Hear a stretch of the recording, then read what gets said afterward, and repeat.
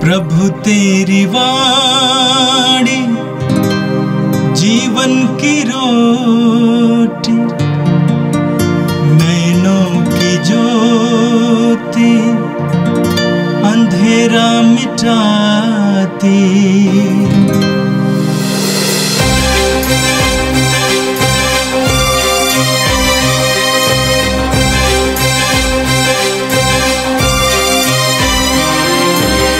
प्रभु तेरी वाणी जीवन की रोटी, नैनों की ज्योति अंधेरा मिटाती।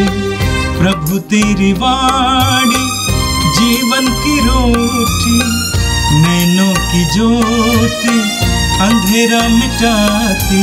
वाणी वाणी वाणी वाणी वाणी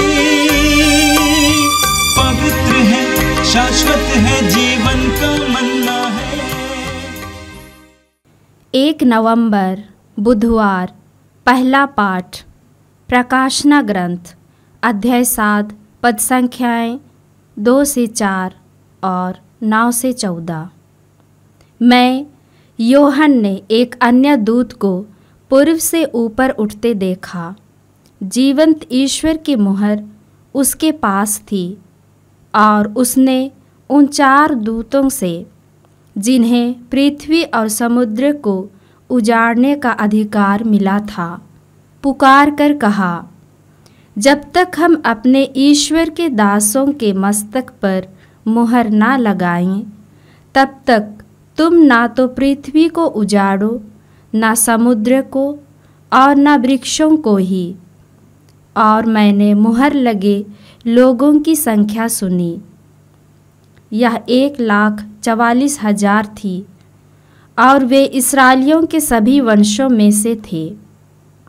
इसके बाद मैंने सभी प्रजातियों, वंशों, राष्ट्रों और भाषाओं का एक ऐसा विशाल जन समूह देखा जिसकी गिनती कोई भी नहीं कर सकता।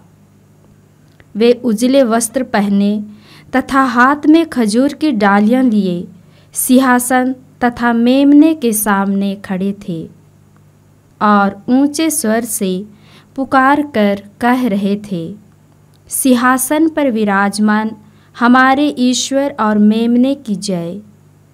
तब सिंहासन के चारों ओर खड़े स्वर्गदूत, वायुवृद्ध और 4 प्राणी सब के सब सिंहासन के सामने मुंह के बल गिर पड़े और यह कहकर ईश्वर की उपासना करने लगे, आमीन।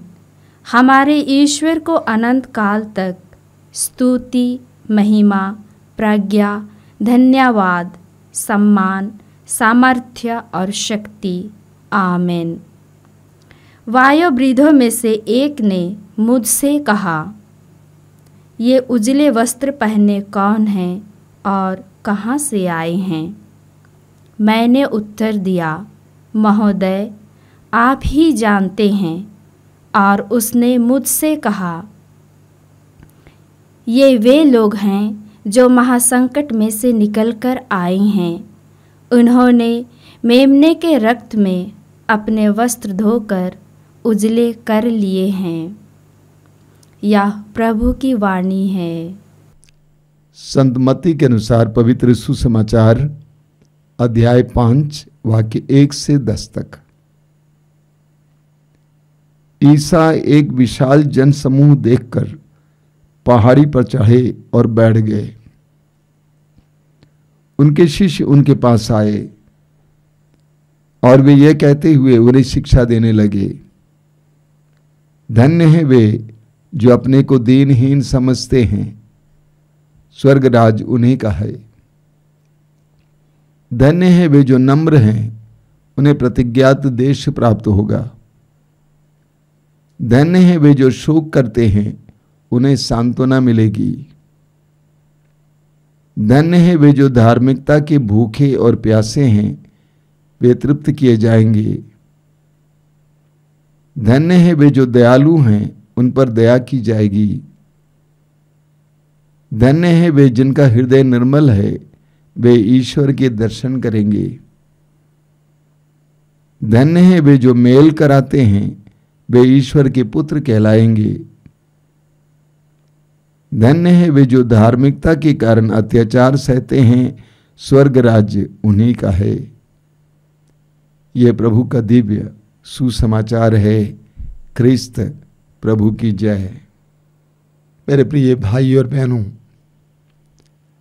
आज कैथोलिक कलीसिया सब संतों का पर्व मनाती है। कलीसिया में कई ऐसे विश्वासी मसीही हैं जिनको संत घोषित किया गया है, जो विश्वासियों के लिए, मसीहियों के लिए आदर्श हैं और अनुकरणीय हैं, जिन्होंने अपना जीवन प्रभु के लिए पूरी तरह से समर्पित किया है, पवित्र जीवन जीने का प्रयास किया है। उनकी एक लंबी सूची है। संत पेतरुस, पौलुस, थॉमस, संत अगस्तिन, संत फ्रांसिस असीसी, संत फ्रांसिस जेवियर, मदर तेरेसा, संत अल्फोंसा। ये हम मसीहियों के लिए आदर्श हैं, अनुकरणीय हैं, जिन्होंने अपने जीवन में सुसमाचार को जीने का प्रयास किया है, जिन्होंने अपने आप को सुसमाचार के लिए अर्पित किया है। लेकिन पिछले 2000 वर्षों में कलीसिया में बहुत सारे ऐसे भी मसीही हुए हैं जिनका नाम घोषित नहीं किया गया है संत के रूप में, लेकिन संत का जीवन जीते थे, यीशु के सुसमाचार का पालन करते थे। एक संत कौन होता है? संत वो है जो यीशु का अनुसरण करता है या अनुकरण करता है, जो यीशु को अपने जीवन में धारण करने का प्रयास करता है। संत पौलुस अपने पत्रों में मसीहियों को संत कहते हैं। हर मसीही, हर विश्वासी संत बनने के लिए बुलाया गया है, यीशु का अनुसरण करने के लिए बुलाया गया है। तो आज का दिन उन सभी संतों को हम याद करते हैं जिन्होंने प्रभु का अनुसरण किया है, अनुगमन किया है, अनुकरण किया है। आज का पहला पाठ प्रकाशना ग्रंथ के अध्याय 7 से लिया गया था। वहां पर हमें संतों के लक्षण के बारे में पढ़ने को मिलता है। लिखा हुआ वहां पे उनके मस्तक पर मुहर लगाए गए हैं। उनके मस्तक पर मुहर लगाए गए हैं, मेमने के रक्त का मुहर, पवित्रता का मुहर, प्रभु के नाम का मुहर लगाया गया है। और दूसरा है, वे उजले वस्त्र पहने हुए हैं। वे उजले वस्त्र पहने हुए हैं। ये उजला वस्त्र पवित्रता का प्रतीक है। वे पवित्र हुए हैं, पवित्र किए गए हैं। उड़ाऊ पुत्र सुअरों को छोड़कर अपने पिता के घर पे आता है तो पिता नौकरों से कहता है कि इसको नया वस्त्र पहनाओ। संत उजले वस्त्र पहने हुए हैं, मुक्ति का वस्त्र पहने हुए हैं। आगे वचन में आपने सुना कि वे खजूर की डालियां लिए सिंहासन तथा मेमने के सामने खड़े थे। खजूर की डालियां लिए आनंद को प्रकट करते हुए, अपने विजय के प्रतीक के रूप में डालियां लिए हुए हैं। संसार पर विजयी, दुख पर विजयी, मृत्यु पर विजयी, उसके रूप में डालियां लिए हुए हैं। और संतों के बारे में आज के पाठ में हमने सुना कि वे ईश्वर की आराधना में लगे हुए हैं। वे स्वर्ग में परमेश्वर की आराधना में लगे हुए हैं। आगे वचन में हमने सुना कि उन्होंने मेमने के रक्त में अपने वस्त्र को धोकर उजले कर लिए हैं। पहला यूहन्ना अध्याय 1 वाक्य 7 में हम पढ़ते हैं, ईश्वर के पुत्र का रक्त हमें हर पाप से शुद्ध करता है। संत वे हैं जो यीशु के पवित्र रक्त के द्वारा शुद्ध किए गए हैं। हर प्रकार के पाप, दाग, कलंक से छुटकारा पाए हुए हैं। वे संत हैं। इस संसार में लाखों करोड़ों लोगों ने इस प्रकार का अनुभव किया है और आज वे स्वर्ग में ईश्वर के सानिध्य में ईश्वर की आराधना में लगे हुए हैं। हम उन सबको याद करते हैं और उनकी मध्यस्थता मांगते हैं आज के दिन। और आज का सुसमाचार मत्ती के सुसमाचार की अध्याय 5 से लिया गया था। प्रभु यीशु के पर्वत प्रवचन का एक हिस्सा, पहला हिस्सा, जहां पर प्रभु यीशु कहते हैं कि कौन धन्य है, कौन ईश्वर की दृष्टि में धन्य है, कौन ईश्वर की दृष्टि में संत है। इस दृष्टिकोण से देखा जाए तो ये संतों के गुण हैं। एक संत में क्या गुण होते हैं? सबसे पहले प्रभु कहते हैं धन्य है वे जो अपने को दीनहीन समझते हैं। पहला गुण दीनहीन होना, ईश्वर के सामने अपने आप को दीनहीन बनाना। लूकस अध्याय 6 वाक्य 20 में लिखा हुआ दरिद्र, दरिद्र जो पूरी तरह से ईश्वर पर निर्भर। एक संत वो होता है जो ईश्वर पर निर्भर रहता है, पूरी तरह से ईश्वर पर निर्भर। दूसरा है जो नम्र है, ये संत का गुण है। लोग कैसे भी उनके साथ व्यवहार करें, जो नम्र बना हुआ रहता है। यीशु नम्र थे। यीशु ने कहा मत्ती अध्याय 11 वाक्य 29 में, नम्र बनो जिस तरह मैं स्वभाव से विनीत और नम्र हूं, मुझसे सीखो। एक संत नम्र होता है। धन्य है वे जो शोक करते हैं, जो दुख को स्वीकार कर लेते हैं।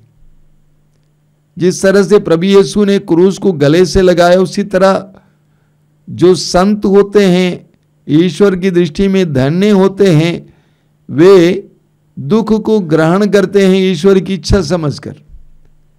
पहला पेतरुस अध्याय 2 वाक्य 19, ईश्वर की इच्छा समझकर दुख को धैर्य से ग्रहण करते हैं।